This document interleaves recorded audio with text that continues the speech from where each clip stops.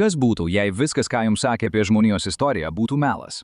Dešimtmečius mums buvo sakoma, kad civilizacija prasidėjo vos prieš 5000 metų, kad didžiosios Egipto piramidės buvo didžiausias žmonijos pasiekimas. Bet kas jei tiesa yra kur kas šokiruojanti?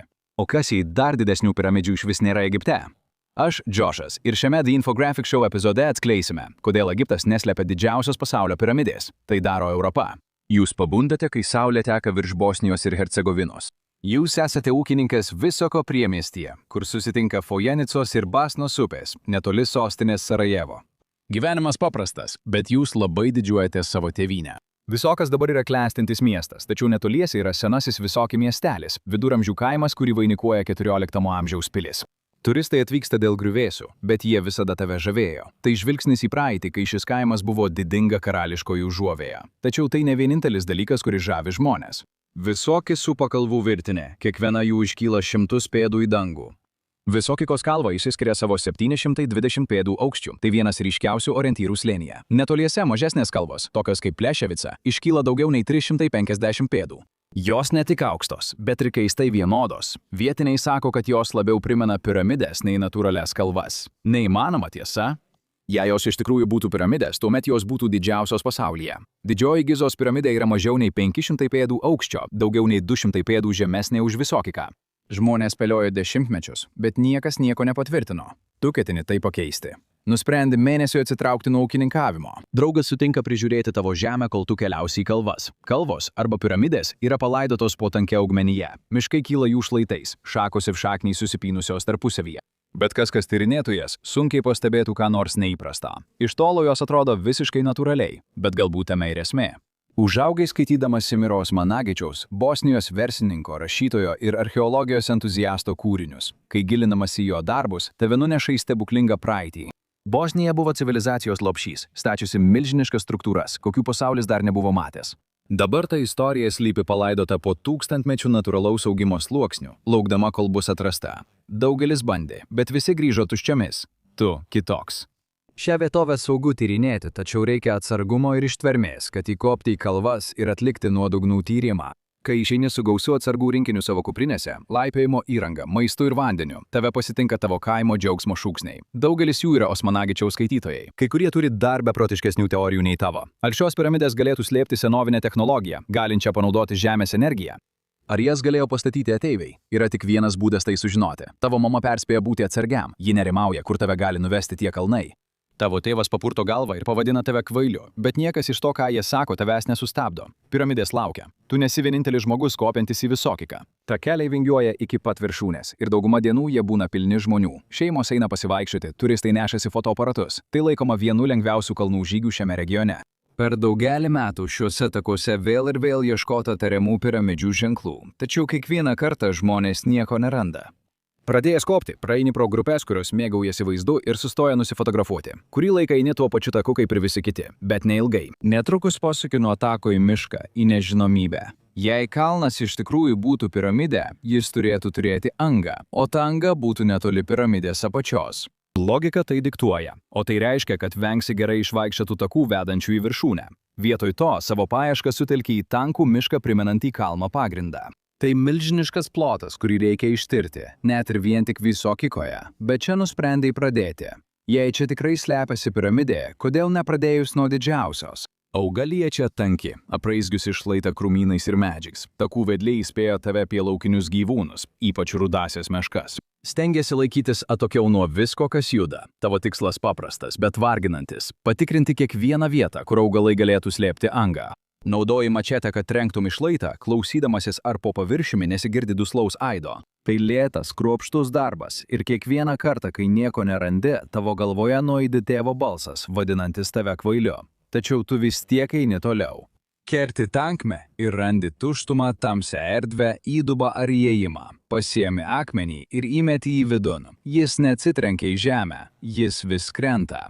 Aidas sugrįžta, gilus ir urvinis. Praraja. Ar tai gali būti tiesa? Visa nuovargis tavo kūne akimirksniu išnyksta. Tavo mačetė skrodžia augmenyje lyg ugnis. Netrukus ropoji siaurais purvinais praėjimais. Žvyras traška po tavo rankomis. Purvas trinasi į tavo odą. Kiekvienas žingsnis į priekį traukia tave vis giliau į nežinomybę. Tavo žibintuvėlis atsimuša nuo tunelio sienų. Galiausiai ankštas praėjimas atsiveria į didelę salę ir tada tave užplūsta suvokimas. Tu ką tik įėjai į istoriją. Tu esi milžiniškame atrime, išskaptuotame visiškai iš akmens. Jam turi būti tūkstančiai metų. Sienos padengtos sudėtingais raštais, tai beveik pamirštos civilizacijos likučiai. Centre stovi milžiniškos akmeninės struktūros, nukreiptos į dangų, idealiai išrikiuotos, jų neįmanoma nepastebėti. Negali įsivaizduoti, kiek darbo būtų reikėję visą tai pastatyti, jei tai išvis būtų padaryta žmogaus rankomis. Nieko čia nesuprasi. Bent jau kol kas. Išsitrauki dažus, kuriuos atsinešiai ir pradedi žymėti kelią atgal nuo piramidės, palikdamas žymės kitiems tyrinėtojams. Šios neįtikėtinos vietos paslaptis atskleis tie, kurie geriau išmano šį regioną. Tu atskleidai didžiausią Bosnijos paslaptį, tačiau tai, kas iš tikrųjų nutiko kalvose, yra dar keisčiau. Ar tokia istorija galėtų būti tikra?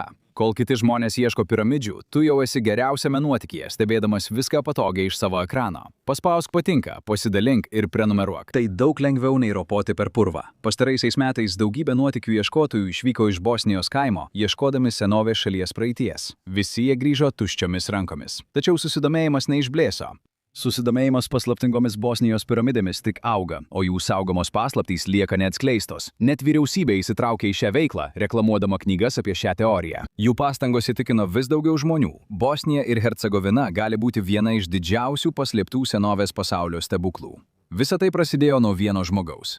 Semiras Osmanagičius užaugo Bosnijos ir Hercegovinos regione, tuometinėje Jugoslavijoje. Tačiau prasidėjus 1992 metų karui, jis išvyko į Teksasą, kur susikrovė turtus metalo gamybos srityje. Dabar, būdamas savo įmonės įkūrėjas, jis sugrįžo namo ir savo turtą skyrė sugriautos šalies atstatymui po nepriklausomybės. Viena iš jo didžiųjų idėjų buvo sukurti archeologinį parką, kuris pritrauktų turistų.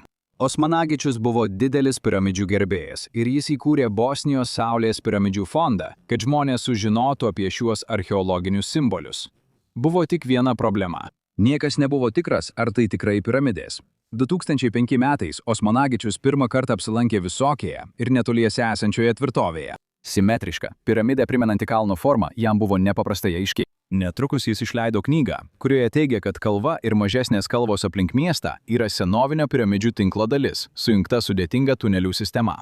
Šalis vis dar atsigaudinėjo po Jugoslavijos subyrėjimo chaoso ir po to sekusių žiaurių karų. Šis stulbinantis pareiškimas suteikė žmonėms vilties ir jaudulio, o paskui pasiekė ir mokslininkai. Ankstyvieji skeptikai greitai atkreipė dėmesį, kad Osmanagičius neturi nei mokslinio, nei archeologinio išsilavinimo. Geriausiu atveju jis buvo itin atsidavęs entuziastas. Jie tvirtino, kad jo ryšys su Rusijos gamtos mokslo akademija buvo ne kas kita, kaip už pinigus įsigytas titulas. Tačiau tai nesutrukdė teiginiams greitai gauti pagreitį. Galimybė, kad po kalnais slypi senovinė piramidė, buvo pakankama, kad pritrauktų vietos geologus.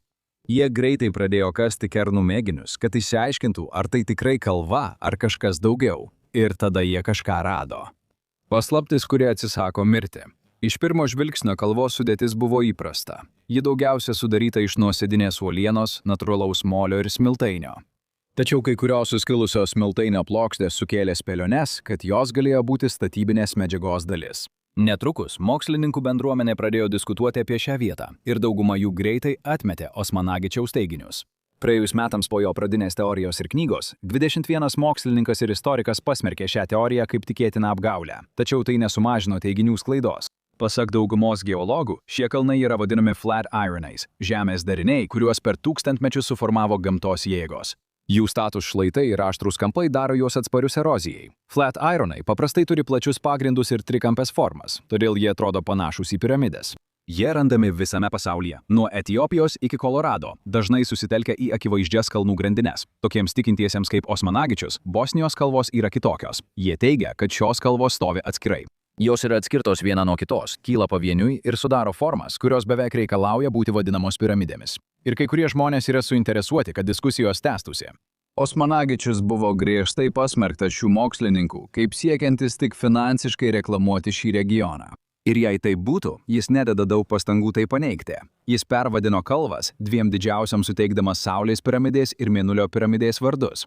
Kitos pavadintos Meilės, Žemės ir Drakono vardais. Bosnijos vyriausybė visiškai palaiko šią idėją.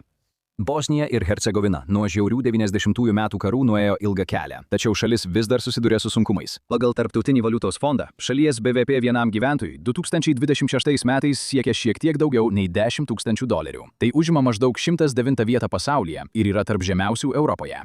Daugelis Balkanų šalių yra panašioje padėtyje, todėl nauja turistinė atrakcija būtų labai laukiama. Dėl to vyriausybė reguliariai propaguoja Osmanagičiaus legendą, o moksleiviai dažnai vedami į ekskursijas, kad patys pamatytų piramidės. Ir tai galbūt turi įtakos, bet ne tokia, kokios norėjo Osmanagičius.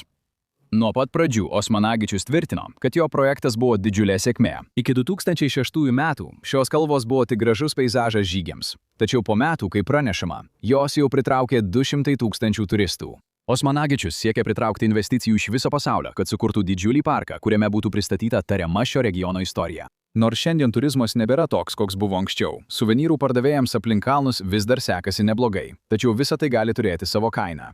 Šiandien kalnai yra stipriai paveikti turizmo. Didelis lankytojų srautas nualino daugelį takų. Viena iš kalnų dėl dažnų kasinėjimų netgi buvo pakeista. Dabar ji labiau primena laiptuotą piramidę. Tai tik dar labiau sustiprina teorijas, kad būtent taip jie atrodė prieš 1000 metų. Archeologai ir toliau kelia susirūpinimą dėl poveikio aplinkai ir istorijai. Taip pat baiminamasi, kad gali būti pažeistos netoliese esančios pilies griuvėsiai. Šios baimės paskatino skubius raginimus vyriausybei nutraukti projektą. Tačiau viso to sumanytojas nesiruošia sustoti. Viena iš labiausiai prieštaringų Osmanagičiaus paieškų dalių, taip pat ir ta, kuri labiausiai intriguoja daugelį žmonių, yra ta, kad jo teiginiai su laiku tampa vis keistesni. Jei tai iš tikrųjų buvo piramidės, kyla vienas didelis klausimas. Kas jas pastatė ir kodėl? Jis rodo į Ravni tunelius, struktūrą netoli kalvos komplekso papėdės, ir teigia, kad tai yra senovinio tunelių tinklo liekanos. Kalbant apie datą, jis teigia radęs suakmenėjusių lapų, kurie ten buvo jau prieš 34 000 metų. Gerokai anksčiau nei istorikai mano esant įmanoma. Ir jau tai skamba neįtikėtinai, palaukite, kol išgirsite, kam, kaip teigiama, buvo pastatytos piramidės. Piramidės kyla į dangų, o Osmanagičius tiki, kad jos buvo sukurtos tam, kad generuotų stovinčiasias bangas, tam tikrą kosminės energijos rūšį. Pasak jo, ši energija galėtų leisti keliauti greičiau už šviesą arba netgi bendrauti tarp žvaigždžių. Ir jei tai skamba kaip kažkas, ko žmonės niekada nesugebėtų padaryti, jūs esate teisūs. Osmanagičius propagavo idėją, kad piramidės pastatė lankytojai iš žvaigždžių, vadinami senovės astronautais. Jis taip pat tiki, kad jie buvo atsakingi už žmonių atsiradimą Žemėje. Tai gali skambėti juokingai, bet tai nesustabdys to. Pakanka pažvelgti į Amerikos pietvakarius, kad pamatytumėte, kaip žmonės žavi idėją apie ateivius ar senovės istoriją iš laikų dar iki žmogaus atsiradimo. Panašiai kaip tokie miesteliai kaip Rosvelas tapo turistų traukos centrais, atrodo, kad toks pat likimas laukia ir Visokikos kalvos bei kitų aplinkinių kalnų. Kol archeologai purto galvas, o geologai apeliuoja į sveiką protą, Osmanagičius galbūt užčiupė kažką galingesnio už protą. Tai vaizduotės galia, kuri verčia tikėti, kad kažkas ten turi būti. Galbūt tai jau yra čia. Jūs matėte, kaip vaizduotė gali paversti kalvas legendomis, bet kaip dėl žygdarbių, kurių žmonės, kaip manoma, negalėjo atlikti. Norėdami sužinoti, ar žmonėms buvo neįmanoma pastatyti piramidžių, žiūrėkite šį vaizdo įrašą. Arba spauskite šį vaizdo įrašą vietoj to.